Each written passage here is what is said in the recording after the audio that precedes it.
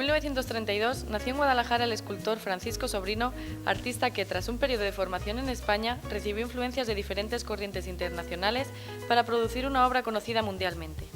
Alcarre Televisión ha visitado el museo que le recuerda en su ciudad y lo ha hecho de la mano del historiador Pedro José Pradillo. Francisco Sobrino es un artista universal que durante el siglo XX consiguió con sus creaciones artísticas saltar a la fama y por lo tanto también llevar el nombre de Guadalajara por todo el planeta. Él aprendió en Argentina, estudió Bellas Artes, con unos profesores muy influenciados por los principios estéticos definidos por Lucio Fontana, y cuando llegó a París en el año 60, donde va a estar viviendo durante más de 30 años, le va a permitir desde aquella capital, que entonces era el epicentro mundial del arte, pues moverse por Europa, en Alemania fundamentalmente, en Austria, y luego también por Estados Unidos y por América del Sur.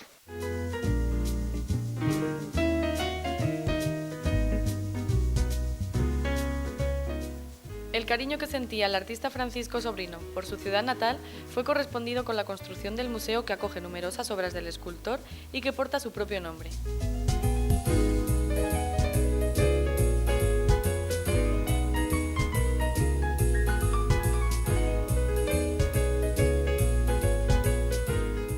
Bueno, era una idea que él ansiaba desde tiempo atrás. De hecho, ya se planteó en otro momento el intentar establecer un gran museo en el Fuerte de San Francisco, que no surgió en aquel entonces, y él siempre estaba con esa idea. Él estaba muy enamorado de su ciudad natal, aunque hubiera vivido tanto tiempo fuera. De hecho, los últimos 20 años de su vida los pasó aquí en Guadalajara.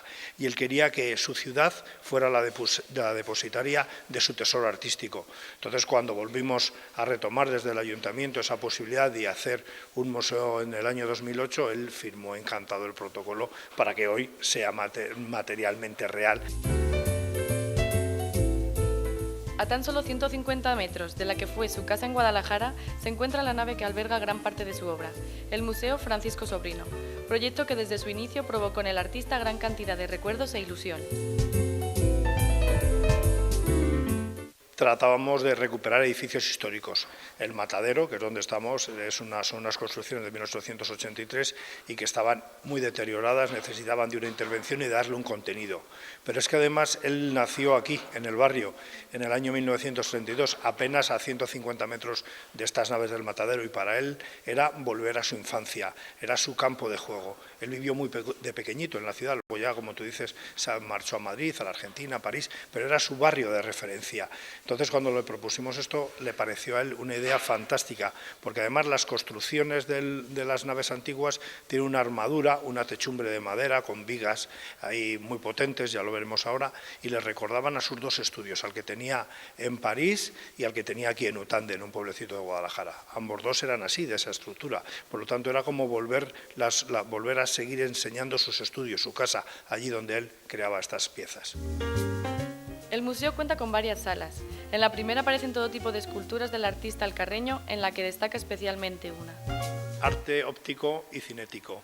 En este caso, esta pieza que tenemos aquí de referencia es una obra cinética, no porque se mueva en sí misma, sino porque genera esa sensación de movimiento rotatorio sobre su eje. Si nos fijamos atentamente, es simplemente un triángulo.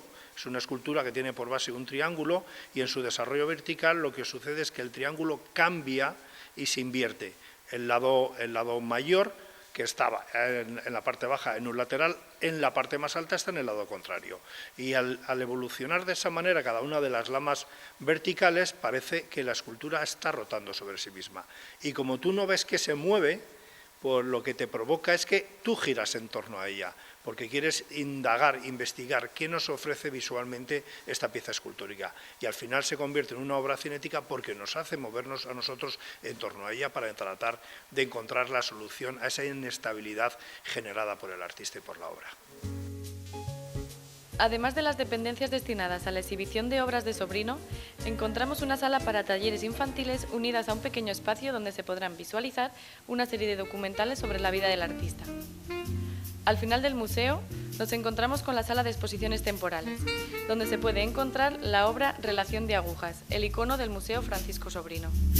Sí, él durante los años 70 trabaja este tipo de esculturas que son también rotatorias sobre sí mismas, que suelen ser presentadas de dos en dos y que son tangentes por alguna de las partes de las esculturas. En este caso, la que tenemos aquí y en la que está Nacional 2, son tangentes por el eje de la pieza. Y de tal manera lo que sugiere son movimientos envolventes que en un momento dado se tocan y luego se vuelven a separar. Si vemos, por ejemplo, la relación agujas que tenemos aquí en el museo, igual que la que acabamos de comentar, el blanco y negro, tiene una relación directa con los rascacielos que se están construyendo hoy en las grandes urbes de los países emergentes, ¿no? Pensar Arabia Saudí, Corea, cualquiera de esos países, vamos a ver rascacielos que van a estar rotando y con una sucesión de volúmenes muy parecidas a la obra de Francisco Sobrino. Hoy es fuente de inspiración para muchos arquitectos contemporáneos. La verdad es que todas estas esculturas nacen como obra definitiva a este tamaño, de 30 centímetros. Luego ya está el estudio y el cálculo para reproducirlas a tamaño gigantesco. De hecho, nosotros la relación agujas, que es esta blanca que tenemos aquí, él la trajo para que fuera el icono del museo. Y nosotros la hemos reproducido a gran escala y la tenemos expuesta en la segunda nave, en aquella en la que haremos muestras rotativas. Será una sala dedicada a exposiciones temporales.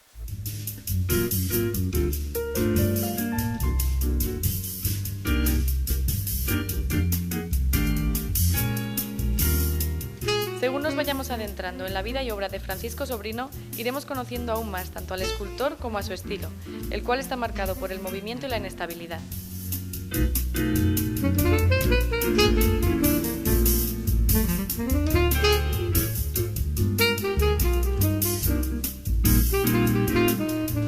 Estas características son comunes a todos los artistas que conforman el grupo de investigadores de arte que aplican en sus obras la geometría y la matemática con el fin de crear un arte nuevo y comprensible a la par que atractivo.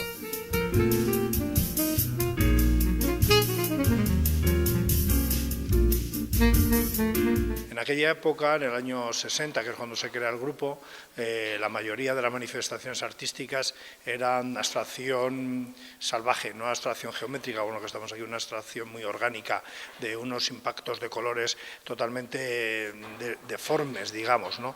Y ellos, con esa nueva manera de ver las cosas, lo que hicieron es, como vemos aquí en sus composiciones, aplicar la geometría, la matemática y todo el cálculo para tener unas obras de arte bastante racionalistas.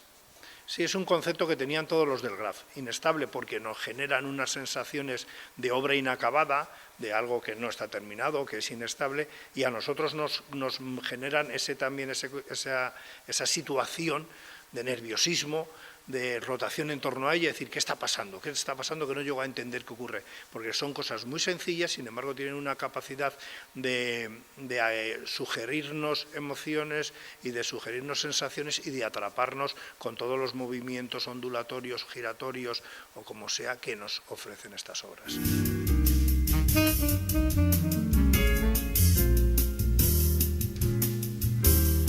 Francisco Sobrino se rinde ante su ciudad y desea que sea ella, Guadalajara, la dueña de sus obras con el fin de mostrar su arte a sus convecinos.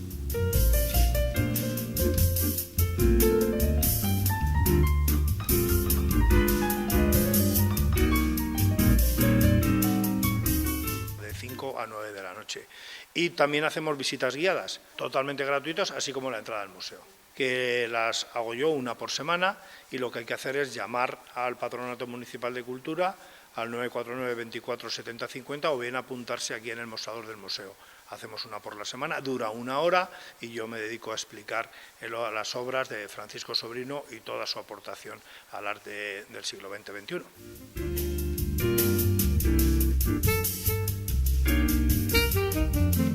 Museo Francisco Sobrino, un merecido homenaje a un escultor alcarreño conocido a nivel internacional, cuyas obras podemos contemplar en una interesante visita guiada.